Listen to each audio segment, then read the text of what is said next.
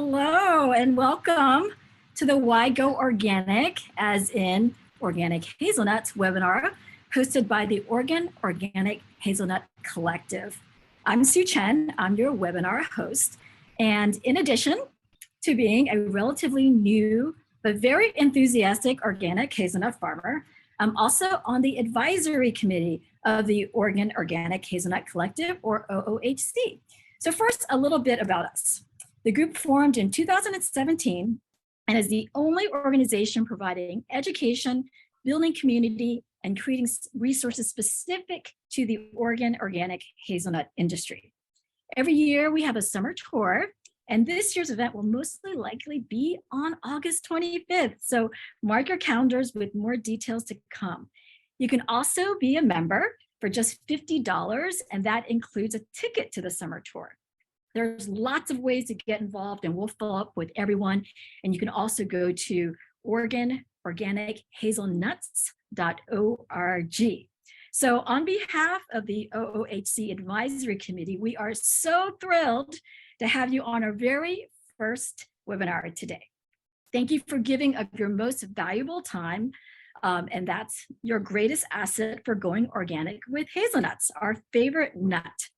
So before we get started with the session, I wanted to invite you to submit your questions and comments on the Q&A right down there. And we'll have a few minutes at the end of the webinar and to select a couple of questions, but we're going to gather all of the questions and comments and provide and work on getting answers, resources, and solutions to you. All right, so let's get this party started. So there are so many reasons we love Oregon, and one of them is hazelnuts. Oregon grows 99% of the hazelnuts in the United States, yet less than 1% are grown using organic practices. So why go organic? To explore this question today, we have an elite panel. And so I'm going to ask each of our panelists to share a little bit about themselves. So first, Mary Claire Berkemeyer-Stamen with Meridian Orchards. Hi, I'm Mary Claire Berkemeyer-Stamen with Meridian Orchards. I'm currently on a property that my grandfather purchased in the 1960s and farmed conventionally.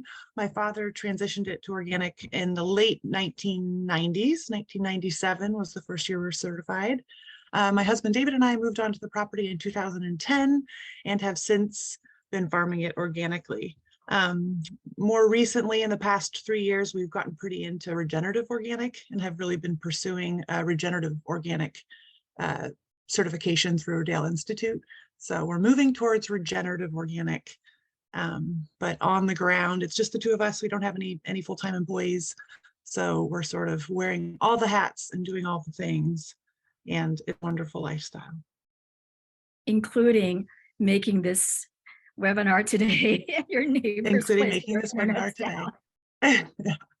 Yeah. Farmers are resourceful. That's right. Gotta be. Thank you, Mary Claire. Yeah. All right, and next we have Bruce Kaiser with Platinum Farms. Tell us a little bit about yourself. Okay, thanks, Sue. Yeah, my name is Bruce Kaiser. I grew up on a farm south of Silverton, Oregon. I was just a typical farm kid for my generation.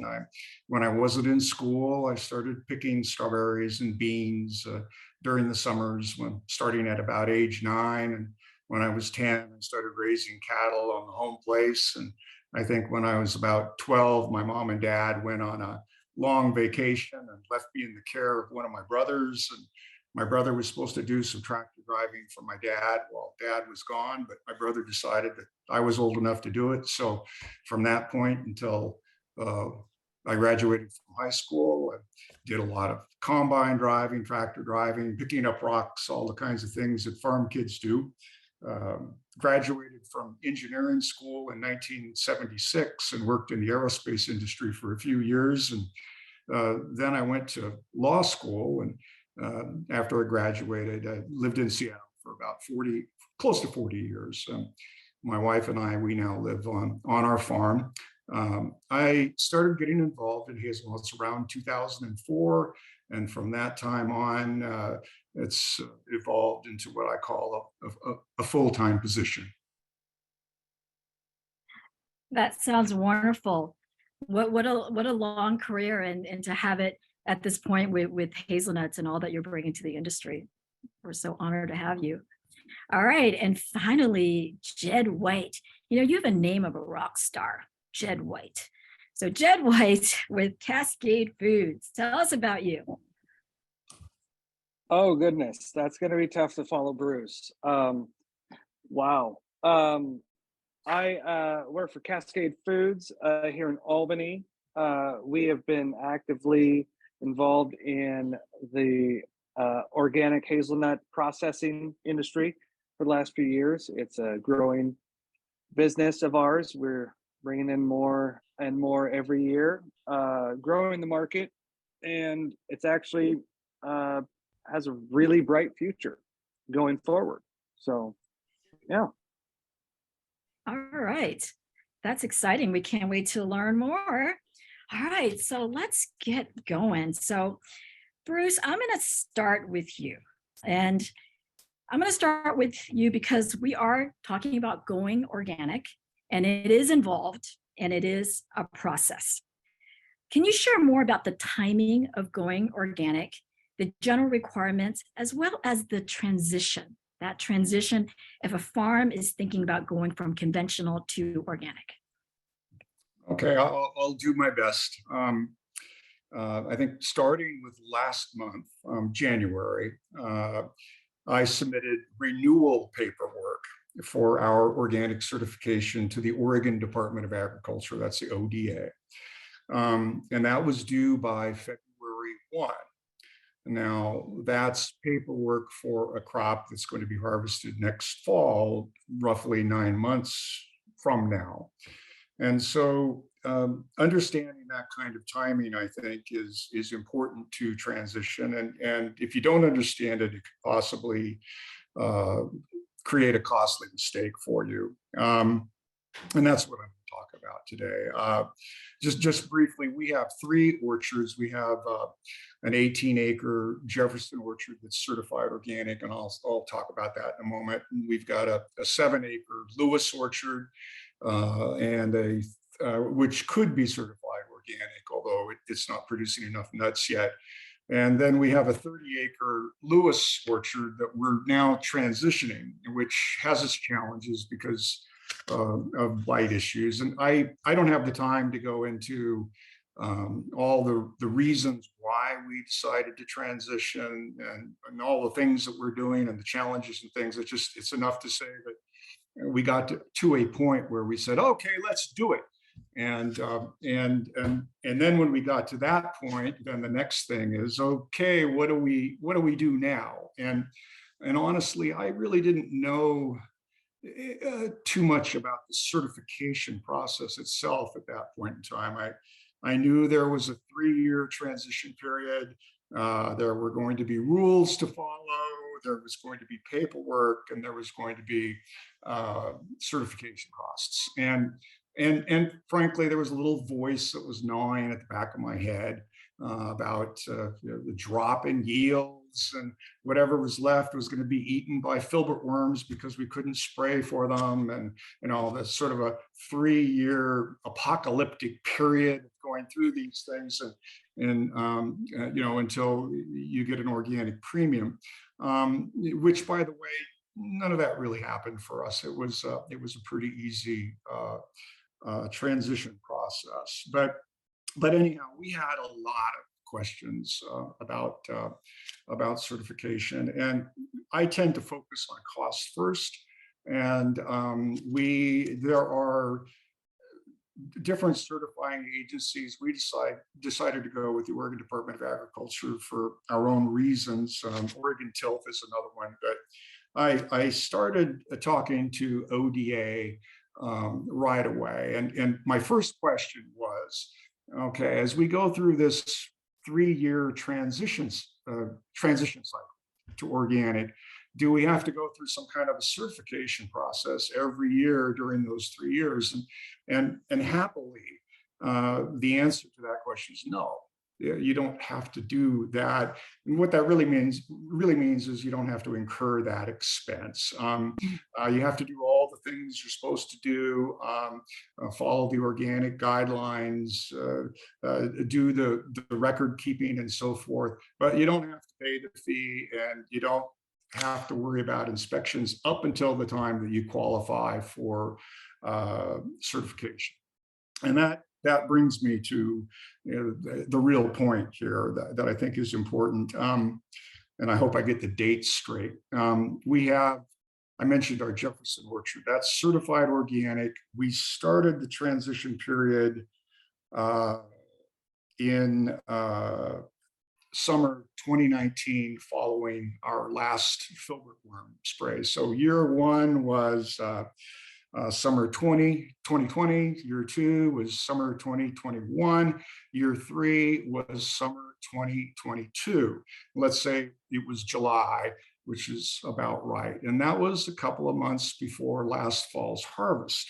So we qualified for that harvest. And the question then is, do we apply for certification then? And that's kind of an important question. And the answer to that question is no. The reason is that the certifying agencies are not fast. I mean, like anybody else, they can't get it done just like that.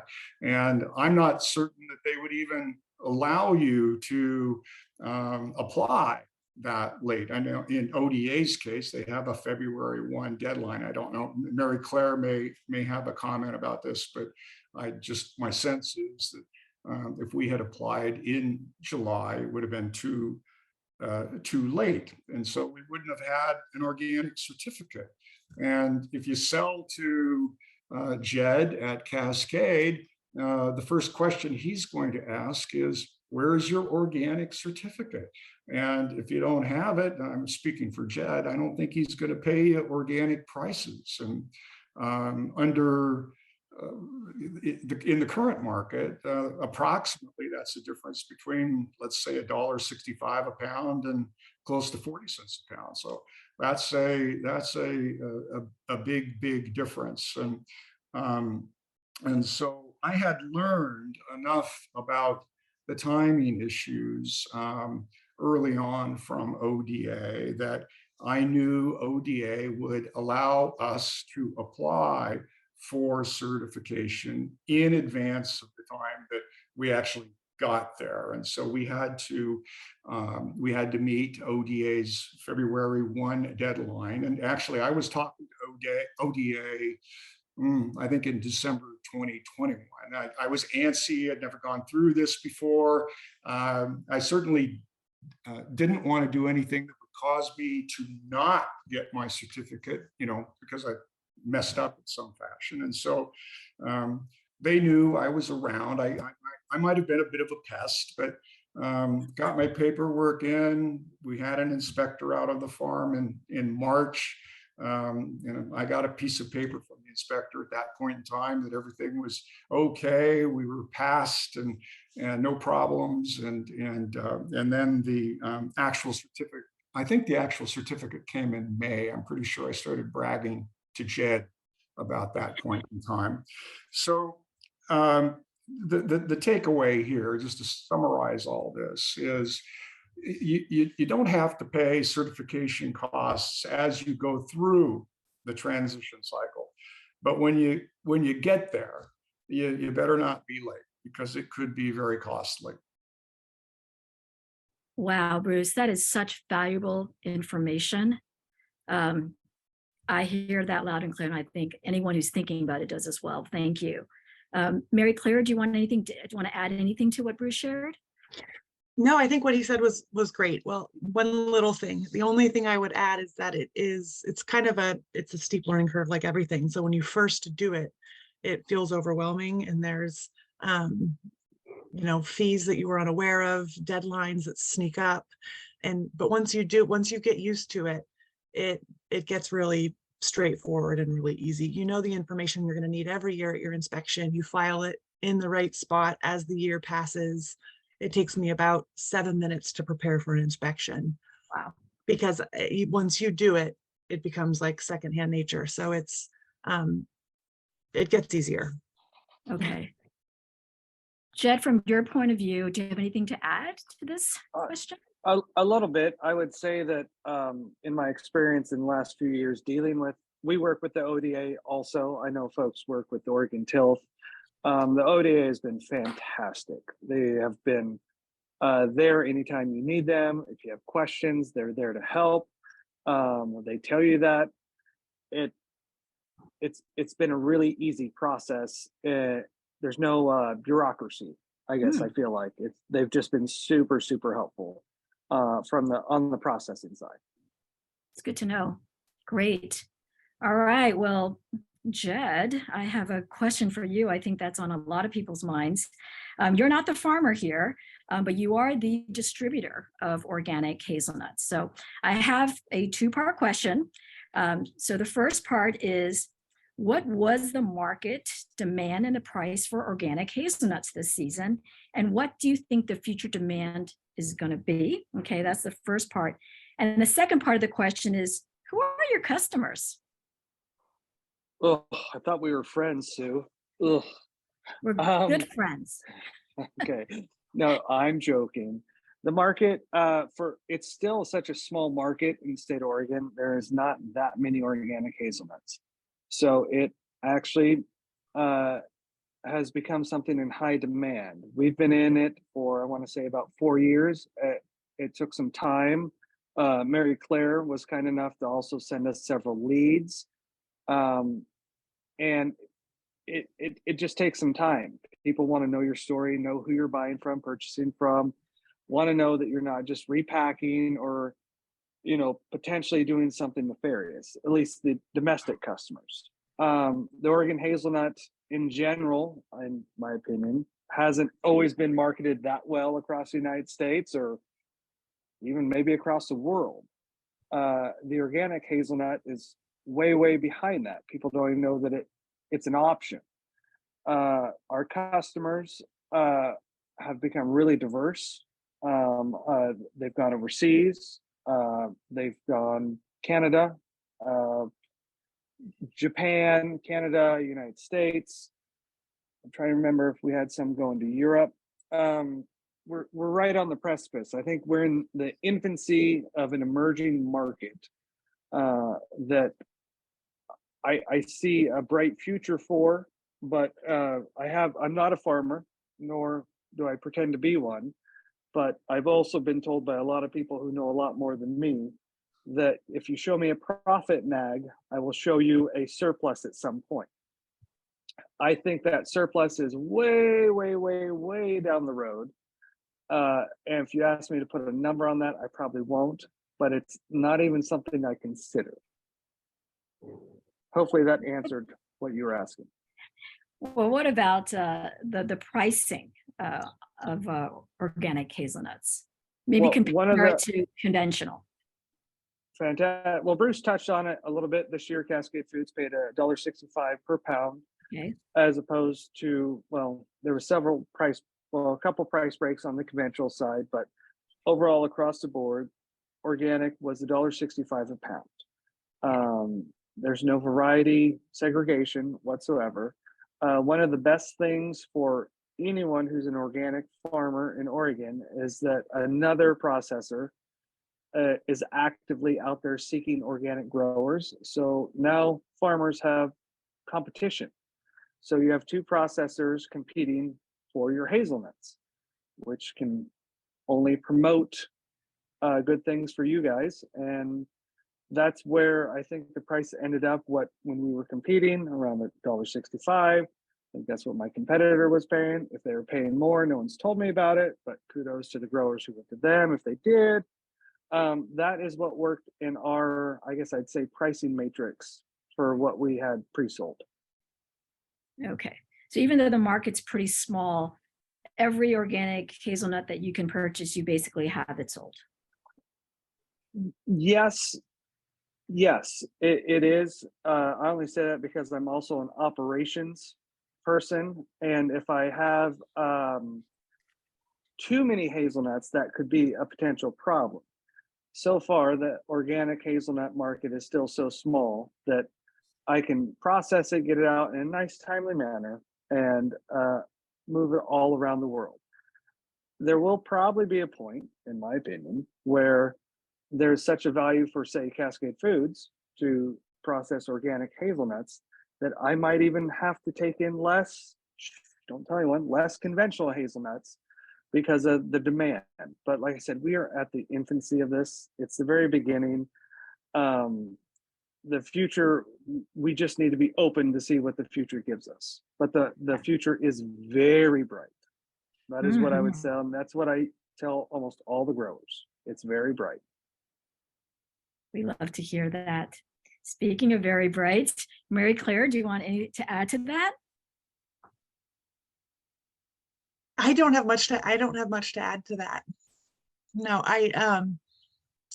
we're a little bit different. I think the trick for us is, and a lot of small farms are experiencing this, and Jed is well aware of it and has just done everything he can to support us, really, is that it's not advantageous for a big sheller to take on a small organic lot because it bottles them up and they can't make any money on it. So I think the trick right now for the smaller organic growers is getting custom processing done in any kind of timely, affordable manner, because nobody wants to do it. Nobody wants to do it. That to me right now is one of the biggest tricks in the industry. One of the holdups is, how do you get small organic lots processed? And really, I think the solution is going to be to just sell them to the processor, because then they can move them. You know, Jed can move them. He just that means not branding your own farm. Yes, well, challenges, you put them out there enough, then solutions follow. So yeah, I agree with you. Can I follow up a little bit? Oh, go ahead. Actually, Sue. So I didn't even mention this. Cascade Foods does, for a select few, a small group, custom process for people who have their own brands and their own lines. It is not something that we're seeking out, and it's not something that we're advertising, not something that I don't own the place, but I don't think it's something that we want to grow into, but it's something we actively do for a few of the growers we've worked with for several years. That being said, the worst case scenario for that, let's say if all of a sudden we could not custom process for someone, you still have an outlet for organic hazelnuts, not only from Cascade Foods, but I'll just say HGO, Ryan, their field manager, he's a friend of mine. You have two different options to sell to. If for those folks who, can't be vertically integrated and can't do it all, and we do some custom processing, but like I said, that's a part of the business that we are not actively trying to grow. Just be transparent and offer clarity. Roger that. Thanks, Jed. Bruce, do you want to add to any comments on the subject of the market and market demand? I don't have a lot to add. I'll just say that the U.S. domestic market is dominated by Turkish kernels, and we can talk about different varieties of Jefferson, Doris, Polio, Lewis, all we want, but fundamentally we're in a commodity market. Hazelnut kernels are hazelnut kernels, and so the way you compete with Turkish kernels is on price. If you want to get your product sold, you got to compete with them on price. And then, of course, when the value of the Turkish lira today against the dollar is about half what it was a year ago, that really pushes Turkish kernel prices down, and that affects conventional prices tremendously, which we've seen in the last year. And so one of the things that I'm hoping will happen is that we can use, at least in our case, Oregon Organic Hazelnut as a differentiating point. So you're not competing just on price anymore, you're selling something else. And, it's from Oregon, we're going through the rules, we've got organic integrity and so forth. Something just warms my heart when you say that, Bruce. Oregon Organic Hazelnuts, and really marketing that brand. Sounds really good. Thank you for that. All right, Mary Claire. So when I started to explore growing hazelnuts, growing organic, the general feedback that I got was that it's just too hard. So being organic for quite a few years now, I wanted to ask you about the hard stuff. Okay, so hard stuff. How do you manage weeds, worms, and suckering? Sounds dangerous. Yeah, I think it's, you know, you sent me this question, I've been thinking about it for days and days. So my answer has gotten to be about an hour and 15 minutes, which we don't have. We have about 7 to 8 minutes. But I would say the hardest part about it is that I really do think it starts with a belief system shift. You really have to start with, it might start with, I don't want to use glyphosate. I know that I'm not for that, and I'm not for that, and I'm not for that. But you need to get to a point where you are really for what you're doing. So I think the more you can build your knowledge base as far as the biology, principles of biology that are unfolding in front of us, and really get on board with what you want to participate in your life on your farm, and the deeper that you can kind of go with that, the more that will help you to see things like weeds and worms and suckers through a new lens. You cannot look at it through a conventional lens of like, bad needs to go, bad needs to go, bad needs to go. Because it's a different mentality that I really do think you kind of have to take on. And I would start with weeds. I mean, weeds are essentially just plants growing somewhere where you don't want them to grow, right? So they're not bad guys. They're not necessarily, I mean, some of them, we have tansy, of course, or deadly nightshade that we rip out of there. But a lot of what's growing isn't necessarily bad for the soil or bad for the trees.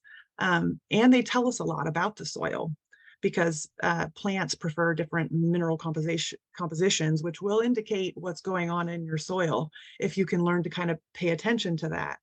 And so I think shifting your mentality again around weeds. They also, carbon sequestration has been a big topic right now in agriculture, in air quality and water quality, and the people coming together to sort of take on some of these bigger global issues that we are realizing industrial agriculture as it is has made worse. And I don't think that's theory anymore. I think that's kind of an is. And so learning to see the weeds as not just problems that need to be destroyed is your first step. That being said, we need the orchard floor pretty smooth when we harvest. So we flail and we scrape it the 2 months before we harvest. And that's really it. Besides that, the weeds stay. We have experimented with some of the herbicides, organic OMRI approved herbicides on the market. Home Plate, Suppress, Weed Slayer was another big name that they actually removed because they found glyphosate in it. But we don't really prefer using them because it feels, it's hard to describe. They're expensive, they smell bad, and they work for about 10 days, and they seem to have secondary other bad side effects. And it feels like you're still stuck in that sort of conventional method of weed bad must kill. And that's not really what we're going for. So we don't actually use any OMRI approved of the organic weed control herbicides right now. We're just using mechanical, and it's right before harvest, and we get it as smooth as we can. But it doesn't look like, I think the bowling alley look down a hazelnut orchard is actually kind of out. I think that's very 1990s, and we've moved on. Like, we know more, and you don't have to have your field look like that. In fact, there are secondary issues when you do, like erosion. You lose your topsoil. You can lose your whole crop. If it rains heavy, the nuts will literally wash into the gutter. So I think we need to move past that as an ideal. So change your expectations, step one. Like, dig deep into your belief system about how it should be, and then fill yourself with information and knowledge that supports a narrative that you're for, which might sound more spiritual and esoteric than practical, but I think it is practical. I think so too. It sounds like it's both. Yeah, as far as the worms go, the word I would love people to take home is trophobiosis, which is kind of a big, and I can put it in the chat, but it essentially is the theory that relations between plant and parasite are above all nutritional in nature, and that insects are pretty good at telling which, I mean, they're allies of Mother Nature and they serve a function in the grander plan, and they're pretty good at detecting sick plants. So it might not be the insect that's the problem, it might be the sick plant, and that might actually be the sick soil.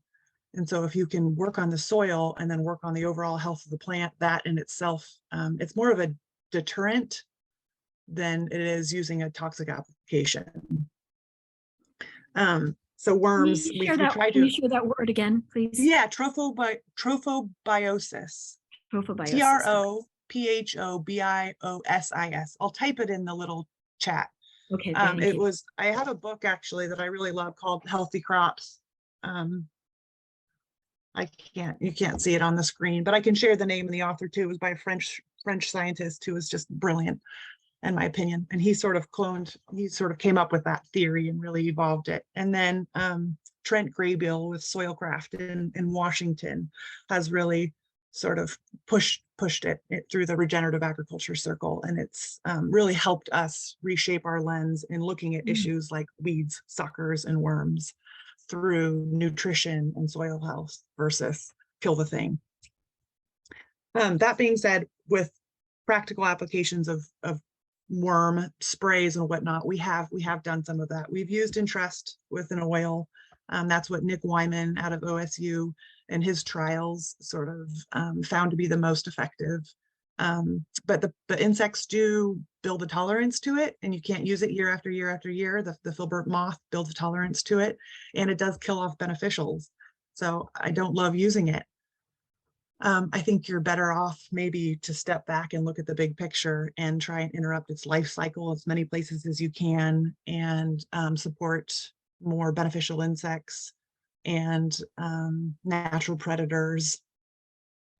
But we are wrestling with worms right now too. So ask me in 3 years and hopefully I'll know more. Okay. And then the last thing is suckering. And we mechanically remove the suckers. And we do that with clippers when they're little. We also graze sheep on the mature trees. We've done that the last couple of years, and that's been the last year really was the full year. We had over 200 ewes, and if you have them in there in the early spring, they will eat the suckers down when they're still little. So that took care of the suckers on our big mature trees. On the little trees, you can't have sheep grazing out there because they eat everything 4 feet down. They just completely strip the tree. But it also depends on what else they have to eat. If there's plenty of grass there and weeds there, they won't actually eat the tree. They'll eat whatever is the highest bricks, right? They're the lowest. They like sugar. I would say we go around the tree. David and I were just talking about this. Really, each tree is gone around 3 to 5 times per year. And that's the reality of organic farming for us without the use of chemicals, is you kind of have to just go around each tree.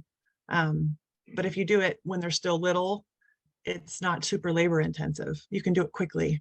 You just move through the orchard, circle around the tree, remove the suckers. We don't spray them. We've tried. And again, it's just kind of a yucky, well, I don't like the smell of the herbicides. They're expensive and they don't work that well. So well said about the mind shift and really embracing. It didn't, these 3 things that I was like, "Ooh, it sounds so dangerous." You kind of embrace them as this is just part of organic farming, and I really love how you shared all of that. Bruce, do you have anything to add? Not a lot. We're newbies relative to Mary Claire, and so we just don't have the years of experience that she does. But within our limited experience range, I would really agree with what Mary Claire said. You have to change your way of looking at things. That's kind of key. It's going to be different. We do some things differently from what Mary Claire described, and we do some things that are the same. I think those things can be driven by your farm and other kinds of factors. One of the interesting things that we've learned so far is that our per acre costs are no greater now that we've transitioned than they were before. But they're much different, and our practices are much different. For us, much more labor. We don't spray for suckers. We prune, and we've changed our pruning practices. Anyhow, we touch every tree every year, and so whether we were conventional or not, we would do that, and we have reasons for doing that. But it was awfully natural to then go into addressing mechanically our suckers. But the other thing that we do is, which may prove to be a mistake, we're moving more into the Italian method of pruning, which is we're not pruning to a tree any longer. We're pruning to multiple stalks that tend to go up rather than out. As I said, maybe that'll turn out to be a mistake. But one of the reasons we're doing that is because of machinery issues, and we can get our harvesting equipment much closer to the tree row when we prune that way. So that's all. Thanks, Bruce. Jed, you're talking about, demand and consumers, and I think more and more consumers, or there's certainly a larger growing niche of consumers that are really want to know how their food is grown and what happens to their food. And these approaches that, Mary Claire's talking about and Bruce talking about a mind shift, I think that's happening to consumers. Are you seeing that with your customers that are looking for organic hazelnuts? Yes, and yes. I do have a shameless plug for our summer tour. Mary, using sheep, was that something you picked up at a summer tour a couple years ago? Possibly one of the many things a person could learn from a summer tour? Okay. That I picked up at a summer tour. Fantastic. Shameless plug done. Thank you.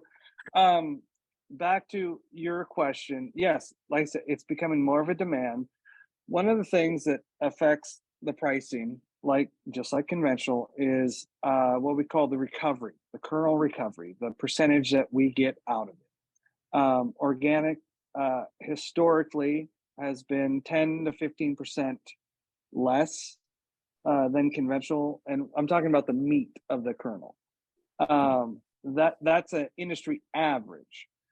Folks like Mary Claire and Bruce are bringing that average up, because I'm not cynical. Well, I'm a little bit cynical, but when we start running their stuff and running organics, I am watching that like a hawk.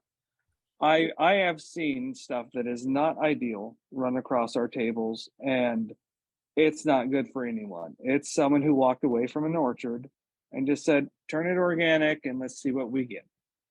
Those people are going by the wayside. And what I would say, the more thoughtful farmer, organic farmer, is taking its place. And that's raising, I don't want to use the cliche, the tide raises all boats, but it's kind of like that. I think a better product, that way the grower can get more money per acre. We have a unified product that is absolutely as good as anyone's on the market, and we can actively compete domestically. Bruce touched on it. We will never probably be able to compete with Turkey.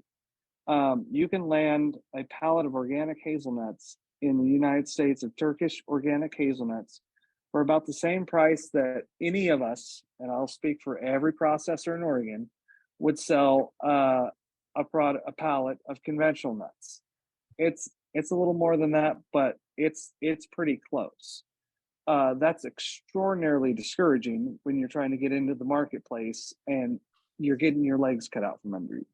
So, one, addressing the fact that how do you really know that the Turkish hazelnuts are organic, or is it just a stamp? You know, just a rubber stamp. And two, promoting what we have, and what we have is fantastic. And like I said, we're still in that infancy, early stages, but like I said, the future's super bright. It is super bright, and I think people want this. And I don't think that they even knew they wanted it because they didn't think it existed. Well, being that this is being recorded and we can share this with everyone, Oh I think man, there is something really exciting about Oregon Organic Hazelnuts, America's best nut. So it's going to get out there because it's happening right here on this webinar. All right. So we've got some time for some questions. And so I'm going to go into this here. And okay, and so I'm going to just start going through some of these questions. And if I don't get to all of them, I promise we're saving all these questions and we will get answers to you. All right, so a question here about transitioning to organic. What varietals would you recommend for the nuts and the pollinizers? Who wants to take this? I mean, it's tricky for me because my cousin has a nursery. So it's that, I mean, I would recommend going to like my cousin's nursery, which feels a little, what is that called, Jed? shameless plug. Shameless Plug. Berkemeyer Nursery, but the nurseries are constantly staying up on the new varieties because you're juggling factors like Eastern filbert blight. You want something resilient to Eastern filbert blight, resistance to it, but then there's also different varieties that are more popular on the kernel market versus varieties that are more popular on the in-shell market, and those markets are shifting and changing constantly. So your nurserymen are going to be the most in the know for what current varieties are working. And somebody had asked a question about, just wanting to plant 10-ish trees, and my advice would be like diversify, because then you can have a lot more cross-pollination going. I think it makes a plot more resiliency when you don't have the same. I think that's what Mother Nature does. And that would be my advice, is to really mix it up. We've replanted several different plots recently, and we've done different plots different. So our old trees are Barcelona. They were interplanted with dew chili and Ennis. Now we have Jefferson with McDonald's and Yorks. We have Yam Hill. We have some new McDonald's with York, I think, is in there, and a little Yam Hill. Okay, thank you. Great. I've got a good question here, and this is something that actually has been on my mind too. So Eric Adams, a barrier transition. Oh no, I'm sorry, there's another question before that. Okay, so someone who is in the process of going organic. So you're at different stages. So maybe you're year 2 of going organic. Is there still a market for that if you're in the process of going organic? I'll take that one because Okay. we just went through it. And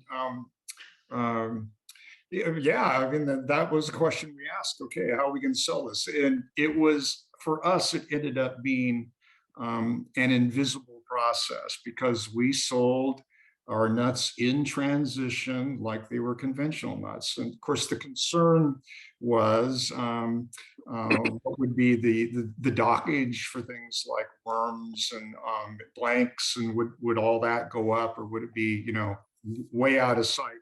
For us, it never was. I don't exactly know why, frankly, but our last year's certified organic crop shelled out at 42%, I think.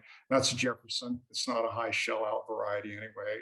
Our blanks were less than 2%, and our worms were less than 1%. Why that happened, I don't know. While we went through the transition process, our worms, I don't think, ever got above 3%.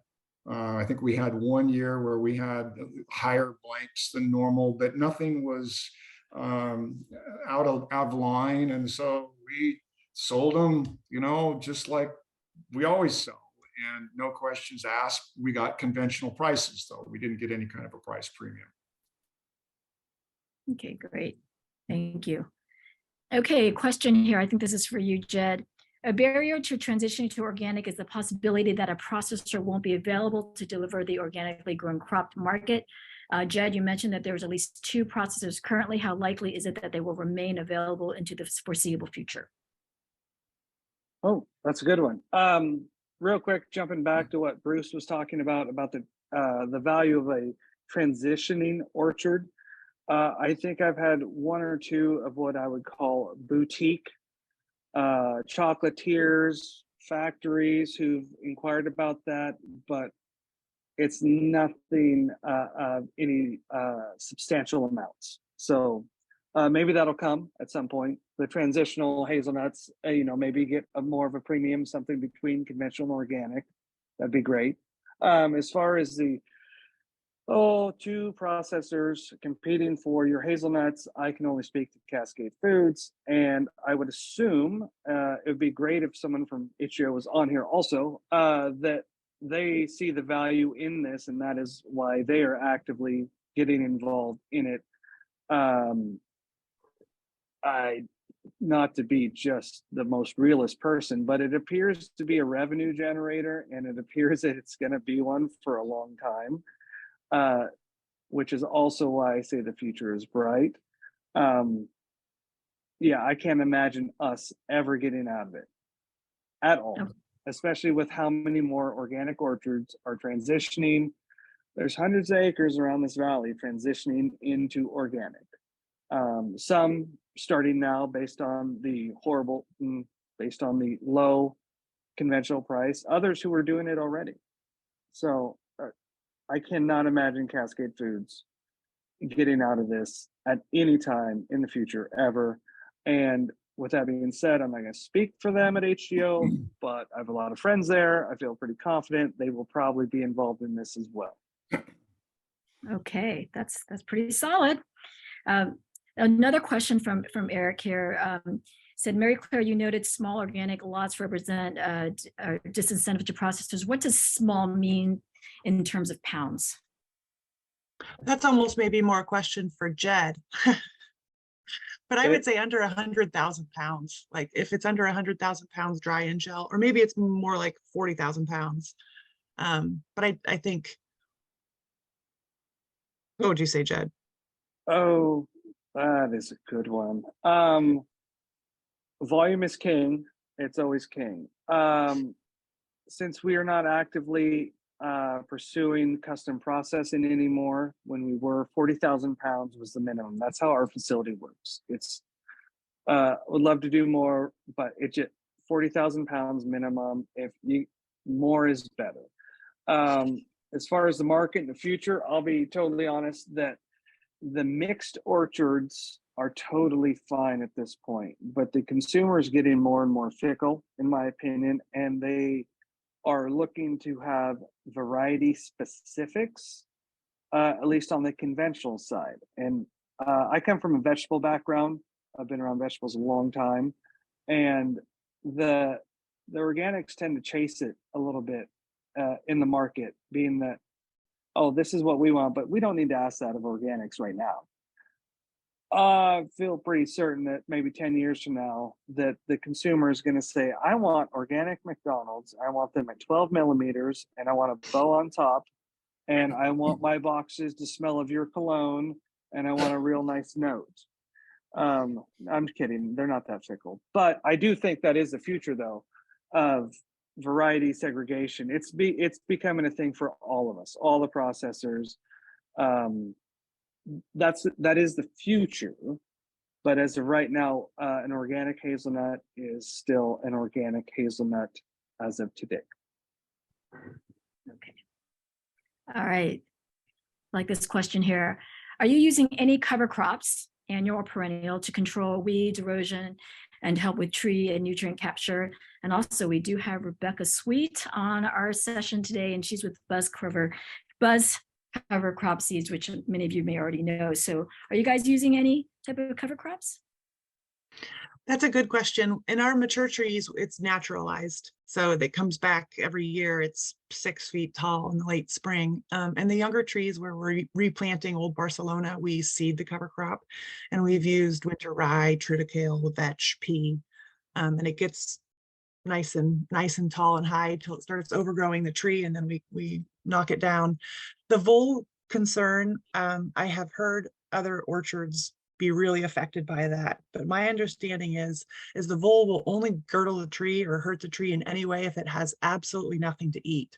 So we don't ever leave our orchard in that state. There's always we have so many weeds, and we're not just growing the cover crop down like a 4-foot strip down the middle. They're growing everywhere, that there's never no food out there. The last thing they want to eat is the bark around the tree.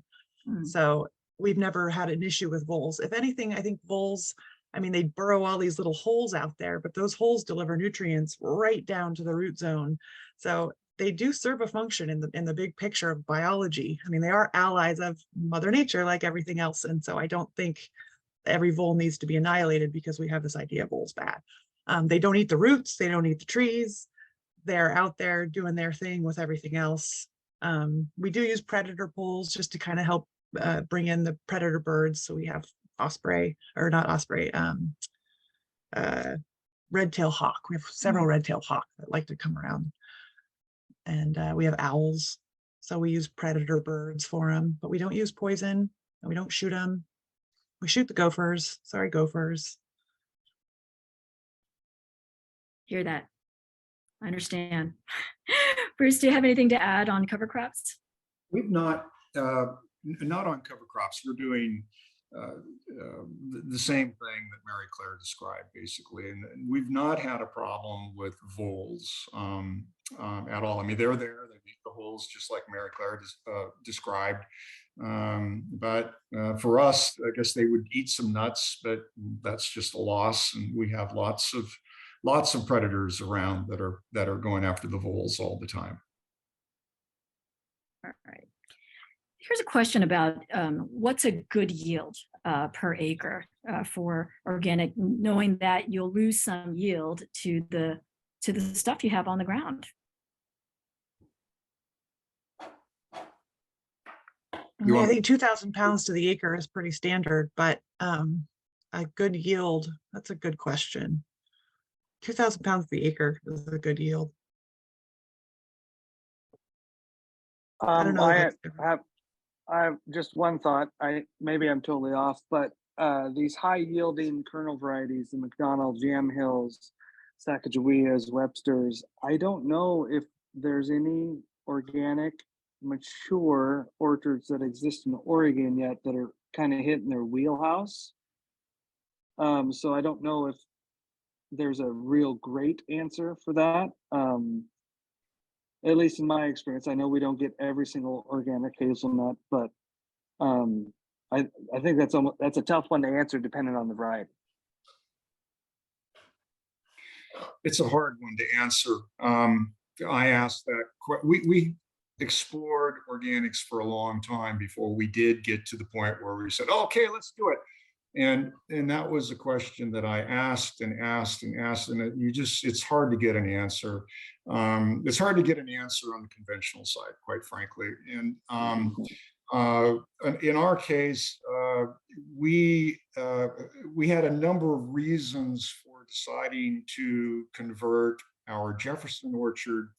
One of the reasons was I thought that'd be a good choice because of the terrain and the type of it's not an ideal site for an orchard, and I never thought that it was going to be a highly productive orchard anyhow. So I thought, okay, well, let's shift it to organic, and then what we did was we had an ice storm a couple of years ago that didn't do a lot of damage to that orchard, but we just pruned it like crazy. We probably took half the branches out of it as we were going through the transition. And so that really cut down on its yield. So last year, it's coming back now, but we're still in the comeback period. And last year we got a little bit more than 1,200 pounds an acre merchantable.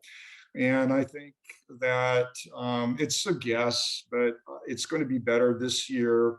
My sense of things is that, yeah, you do get a drop in yield, but it's not precipitous. It's not 50%.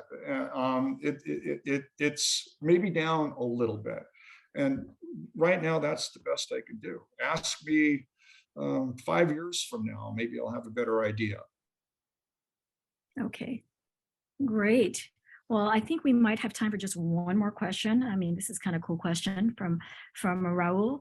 Regarding growing hazelnuts organically, do you see the value of aerial imagery to provide insight regarding the vigor of growth, uniformity, disease detection, and irrigation challenges? Vineyards and orchards in California seem to be finding the value in this data to support regeneration and cover crop utilization.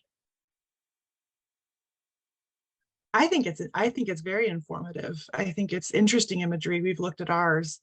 I don't think it's like, it depends on how many acres you have. It's not super pivotal because I can walk out in the orchard and look at it pretty good, but it is interesting to see the aerial images. And I think it is indicative of it's good data. It's good data. I'm going to allow one more question because I think this one might be something that people are thinking about. What nitrogen sources are organic producers commonly using? Do growers feel that the nut price more than supports the relatively higher cost of unit per N compared to conventional nitrogen sources?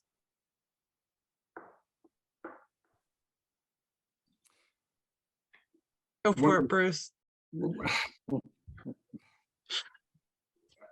I don't have enough time to talk about this particular subject.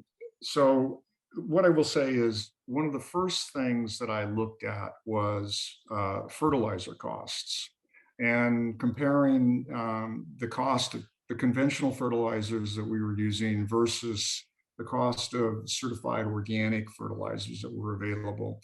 And, part of that was just to pick a number, putting roughly 400 pounds of a chemical pellet fertilizer per acre on your orchards. And, that equates to a certain number of pounds of nitrogen and other elements. And, how much would it cost you to get the same number of pounds of nitrogen per acre spread the same way if you use a certified organic fertilizer? And I did this some time ago. It could have been 5 years ago. And so the costs are different, but it was, to get the same amount of nitrogen, if we're doing it the same way, organic fertilizers cost us 12 to 15 times what conventional fertilizers cost. And so that's, to parrot what we said earlier, you have to change your thinking about all of this. And part of that, this is just my opinion, part of that thought process is, do you really need that much? How did somebody decide that 400 pounds of commercial fertilizer per acre was the right amount in the first place? I don't know. I don't know where that came from. And part of me kind of feels like, well, that's the most we can put on without burning the roots. And so more is better. And that's how we got to that number. I don't know. In my opinion, if you're going to go organic, you just have to bite the bullet and understand that you are not going to be putting on as much nitrogen as what you're used to.